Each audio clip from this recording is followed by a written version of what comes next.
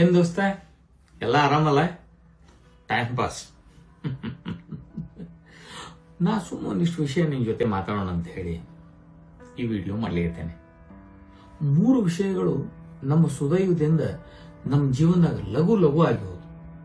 ಮೊದ್ಲೇದೇನಪ್ಪ ಅಂತಂದ್ರ ಮ್ಯಾಗಿ ಬರೋದಕ್ಕಿಂತ ಮೊದ್ಲ ನಾವು ದೊಡ್ಡವರಾದ್ವಿ. ಎರಡನೇದು ಮೊಬೈಲ್ ಬರೋಕ್ಕಿಂತ ಮೊದಲ ನಮ್ಮ ಶಿಕ್ಷಣ ಮುಗಿದು ಹೋಗಿತ್ತು. ಈ ಎರಡಕ್ಕಿಂತ ಮುಖ್ಯ ಮೂರನೇದೇನಪ್ಪ ಅಂತಂದ್ರ ವಾಟ್ಸಪ್ ಬರೋದಕ್ಕಿಂತ ಮೊದಲ ನಮ್ ಲಗ್ನ ಆಗಿತ್ತು, ಅಂದ್ರ ಮದುವೆ ಆಗಿ ಹೋಗಿತ್ತು. ನಮ್ ಸಾಲಿದಿಂದಾಗ ಇಂಗ್ಲಿಷದ್ದು ಅಷ್ಟೇನು ಲಫಡ ಇರಲಿಲ್ಲ. ABC ಇಂದ ಶುರು ಆಗ್ತಿತ್ತು, XYZ ಮುಗಿದು ಹೋಗ್ಬಿಡ್ತಿತ್ತು. ಅದು ಈಗಿನ ಇಂಗ್ಲಿಷ್ ಏನಾಗಿದ್ದು, ABP news, CID, MRI, x ray, scanning, blood, sugar, HbA1c. ಈಗಿನ ಕಾಲದ ಇಂಗ್ಲಿಷ್ ಬಹಳ ವಿಚಿತ್ರ ಅದ. ಖರೆ ಹೇಳ್ತೀನಿ, ನಾವು 5ನೇ ಕ್ಲಾಸಿಗೆ ಬಂದಾಗ ನಮ್ ಇಂಗ್ಲಿಷ್ ಹೆಂಗಂತಂದ್ರ this is Gopal, that is Sita ಅಂತ ಈ ವಾಕ್ಯಗಳನ್ನ ಹೇಳ್ಬಿಟ್ರ ಸಾಲ್ಯಾಗ ವಾವಾಗ್ಲಿ ಕೊಟ್ಬಿಡೋರು. ಮನೆಗೆ ಬಂದು ಇದ ವಾಕ್ಯನ ಅವನಿದ್ರಿಗೆ ಅಂದು ತೋರಿಸಿದಾಗ ಅವ್ವ ಬರ್ಸೆಳೆದಪ್ಪಿ ಲೊಚ ಲೊಚ ಮುತ್ತು ಕೊಡಕ್ಕೆ ಎಂಥ ಸೌಭಾಗ್ಯ ಗೊತ್ತೇನ. ಮತ್ತ ಆ ಸೌಭಾಗ್ಯ ಪಡೆದ ನಾವ ಧನ್ಯರು. ನಾವು ಆ ವಾಕ್ಯ ಹೇಳಿ ಮುಗಿಸಿದ ಮೇಲೆ ನಮ್ಮವ್ವ ನಮ್ಮ ಕಡೆ ಅತ್ಯಂತ ಅಭಿಮಾನದಿಂದ ನೋಡಕ್ಕೆ, ಆ ಅಭಿಮಾನದ ನೋಟದಾಗ ನಮಗೆ ಏಕದಮ್ ನಾವು ಕಂಡಕ್ಟರ್ ಆಗೇವಿ ಅಂತ ಅನ್ಸೋದು. ಅದ್ಯಾಕೆ ಕಂಡಕ್ಟರ್ ಅಂತ ಹೇಳ್ತಿದ್ವಿ ಗೊತ್ತಿಲ್ಲ. ನಾವು ಸಣ್ಣವ್ರಿದ್ದಾಗ ಹಿರಿಯರ್ ನಮ್ಮನ್ನ ಬಂದು ಕೇಳಿದ್ಕೂಳೆ, ತಮ್ಮ ನಿಮ್ ಮುಂದ್ ದೊಡ್ಡ ಬಂದ್ಮೇಲೆ ಏನಾಗ್ತಿ, ಏನ್ ಮಾಡಾವಿದ್ದಿ ಅಂತ ಕೇಳಿದ್ರ ಕಂಡಕ್ಟರ್ ಇಲ್ಲ ಪೊಲೀಸ್ ಅಂತ ಹೇಳ್ತಿದ್ವಿ.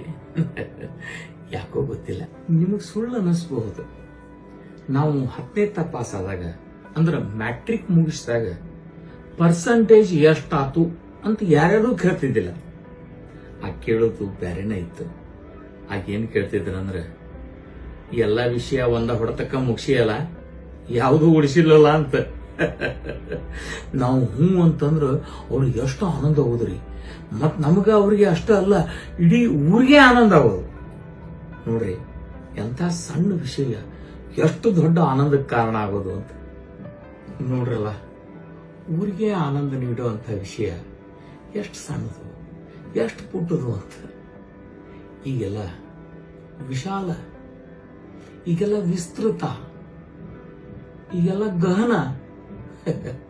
ವಿಷಯ ವಿಸ್ತೃತವಾಗಿ ವಿಶಾಲ ಆಗಿ ಗಹನ ಆದಾಗ ಆನಂದ ನೀಡುವುದಿಲ್ಲ, ದುಃಖ ಕೊಡುತ್ತದ. ಹಿಂದೆ ನೋಡ್ರಿ, ಎಲ್ಲ ಸಣ್ಣ ವಿಷಯ, ಸಣ್ಣ ಊರ್ ಸಣ್ಣ, ಮನಿ ಸಣ್ಣದು, ಮನಿಯೊಳಗೆ ಸಾಮಾನು ಕಡಿಮೆ, ಮ್ಯಾಲೆ ಪಗಾರನು ಕಡಿಮೆ. ಪಗಾರ ಕಡಿಮೆ ಇದ್ದಾಗ ತಿಂಗಳಾಂತ್ಯಕ್ಕ ಅಂದ್ರ ಕಡಿವಾರದಾಗ ಕಡಿಕೆ ಚಾಲು, ತಂಗಿ ಆಗೋದು, ತ್ರಾಸ ಆಗೋದು. ಆಗ ಉಪವಾಸ. ಇಂಥ ವಾರ ನಾವು ಒಪ್ಪತ್ತ ಊಟ ಮಾಡ್ತೀನಿ, ಇಂಥ ಹಬ್ಬ, ಇಂಥ ಹರಿದಿನ ನಾವು ಒಪ್ಪತ್ತ ಊಟ ಮಾಡ್ತೀನಿ ಅನ್ನೋದು. ಒಪ್ಪತ್ತ ಊಟ ಮಾಡಿ ಕಳೆದ ಆ ದಿನಗಳು ಭಾರಿ ಮಜಾ ಕೊಡ್ತಿದ್ವಿ. ನೆನಪು ಮಾಡ್ಕೋರಿ, ಅಂಥ ಉಪವಾಸದ ವನವಾಸದ ದಿನದಾಗನು ಯಾರು ಓಣ್ಯಾಗ ಗಂಟು ಮಾರಿ ಹಾಕೊಂಡು ದುಃಖ ದುಮ್ಮಾನ ತುಂಬಿಕೊಂಡು ಇಲ್ಲ ಮಾರಿ ಸಿಂಡ್ರಿಸ್ಕೊಂಡು ಓಡಾಡ್ತಿದ್ದಿಲ್ಲ. ಎಲ್ಲರ ಮುಖದ ಮೇಲೆ ನಗು ಇರ್ತಿತ್ತು. ಏನ್ ಇಲ್ಲ ಅದನ್ನ ಮಂದಿಯಿಂದ ಕೇಳಿ ಪಡೆಯೋ ಚಟ ಇತ್ತು. ಸಕ್ಕರೆ, ಚಾಪುಡಿ, ಉಪ್ಪು, ಖಾರದ ಪುಡಿ, ಮೆಣಸಿನಕಾಯಿ, ಕೊತ್ತಂಬರಿ ಬಿಡೆ ಇಲ್ದ ಮಕ್ಕಳ ಮನೆಗೆ ಹೋಗಿ ಕಡಾಯಿಸ್ಕೊಂಡ್ ಬರೋದು ನಮ್ಮ ಜನ್ಮ ಸಿದ್ಧ ಹಕ್ಕಾಗಿತ್ತು. ಮತ್ತ ಅಂತ ಹಕ್ಕು ನಮ್ಮ ಹತ್ರ ಇದ್ದಾಗ ನಮ್ಗೆ ಯಾತ್ರ ಕಡಿಮೆ ಹೇಳ್ರಿ. ಮನ್ಯಾಗ ಯಾರೇ ತಲ್ಲೋ ಬಂತು ಅಂತಂದ್ರ ಮಕ್ಕಳ ಮನೆಗೆ ಹೋಗಿ ಅಮೃತಾಂಜನ ಇಸ್ಕೊಂಡ್ ಬಂದು ಅದನ್ನ ತಿಕ್ಕೊಳ್ಳಿಕ್ಕೆ ನಮ್ಗೇನ್ ಬೇಸರ ಆಗ್ತಿದ್ದಿಲ್ಲ. ಹಂಗ ಮನ್ಯಾಗಿರೋ ಹಿರಿಯರಿಗೆ 10 ಪೈಸಾಕ್ 3 ಬೀಡಿ, 15 ಪೈಸಾದ ಒಂದು ತಂಬಾಕು ಚೀಟು ಇಲ್ಲ ಸುಣ್ಣ ಚೀಟು ತಂದು ಕೊಡ್ಲಿಕ್ಕೆ ನಮಗೇನು ನಾಚಿಕೆ ಆಗ್ತಿದ್ದಿಲ್ಲ. ಖರೆ ಹೇಳ್ತೇನೆ ನಿಮ್ಗೆ, ಅಭಿಮಾನದಿಂದ ಎದೆ ಉಬ್ಬಿಸಿ ಹೋಗಿ ತಂದು ಕೊಡ್ತಿದ್ವಿ. ಯಾವ ವಿಷಯನೂ ಯಾರಿಂದನೂ ಮುಚ್ಚಿ ಇಡ್ಲಿಕ್ಕೆ ಆಗ್ತಿದ್ದಿಲ್ಲ ಅವಾಗ. ಮತ್ ಯಾರು ಮುಚ್ಚಿಡೋ ಪ್ರಯತ್ನನೂ ಮಾಡ್ತಿದ್ದಿಲ್ಲ. ಈಗ ನೋಡ್ರಿ, ಮೂಲಿ ಮನಿ ಮಾಲವನ್ನ ನೋಡ್ಲಿಕ್ಕೆ ಒಂದ್ ಸಂಬಂಧ, ಪಟ್ಟಣದಿಂದ ಬರ್ಲಿಕ್ಕೆ ಹತ್ತದ ಅಂತಂದ್ರೆ ಹೇಳ್ತೇನೆ ನಿಮ್ಗೆ, ಮ್ಯಾಲಿನ ಮನಿ ಶೇಖರಪ್ಪನವ್ರ ಮನೆಯಿಂದ ಗಾದಿ ತೆಕ್ಕೆ ಬೆಡ್ಶೀಟು ಬರ್ಲಿಕ್ಕೆ ಬೇಕು. ಹಂಗ ಎದುರಿಗಿನ ಮನಿ ಪ್ರಭಾಕರ ರಾಯರ ಮನೆಯಿಂದ ಸೋಫಾ ಕುರ್ಚಿ ತರಬೇಕು. ರಾಧಾಬಾಯರ್ ಮನೆಯಿಂದ ಸ್ಟೇನ್ಲೆಸ್ ಸ್ಟೀಲ್ ಪ್ಲೇಟು ಚಮಚ ಬರ್ತಿದ್ವು. ಅಷ್ಟ ಅಲ್ಲ, ಕೇಶವರಾಯರ ಕಡೆಯಿಂದ ಪಿಂಗಾಣಿ ಕಪ್ಪು ಬಸಿ ಬರ್ತಿದ್ವು. ಇಷ್ಟೆಲ್ಲ ಬಂದ ಮೇಲೆ ಕನ್ಯಾ ನೋಡೋ ಕಾರ್ಯಕ್ರಮ ಯಶಸ್ವಿ ಆಗೋದು. ಇಷ್ಟೆಲ್ಲ ಮನೆಯಿಂದ ಅಷ್ಟೆಲ್ಲ ಸಾಮಾನು ಬರೆದ ಕನ್ಯಾ ನೋಡೋ ಕಾರ್ಯಕ್ರಮ ಪೂರ್ಣ ಆಗ್ತಿದ್ದೇ ಇಲ್ಲ. ಹಿಂಗಾಗಿ ಅರ್ಧ ಊರಿಗೆ ಗೊತ್ತಾಗ್ತಿತ್ತು ಮಾಲವನ್ ಸಂಬಂಧ ಕೂಡಿ ಬಂದದ ಅಂತ. ಆದ್ರೆ ಈಗ ನೋಡ್ರಿ, ಮಗ್ಗಲ ಮನಿ ಅಂದ್ರ ಮಗ್ಗಲ ಫ್ಲಾಟ್ನಾಗಿನ ಅವ್ರದ್ದು ಲಗ್ನ ಆಗ್ತದ. ಅವರು ಡಾನ್ಸಿಂಗ್ ವಿಡಿಯೋ ತಮ್ಮ ಸ್ಟೇಟಸ್ನ್ಯಾಗ ಹಾಕಿದಾಗ ನಮ್ಗೆ ಗೊತ್ತಾಗ್ತದ ನಮ್ ಗ್ವಾಡಿ ಆ ಕಡೆ ಇರೋರ್ ಮನಿ ಒಳಗ ಲಗ್ನ ಆತು ಅಂತ. ಹೌದ್ರಿ, ಆಗಿನ ಕೊಡುಕೊಳ್ಳುವಿಕೆಯೊಳಗ ಆತ್ಮೀಯತದಾಗ ಪ್ರೀತಿ ವಿಶ್ವಾಸ ಮತ್ತು ಗೆಳತನದಾಗನ ಶ್ರೀಮಂತಿಕೆ ಇತ್ತು.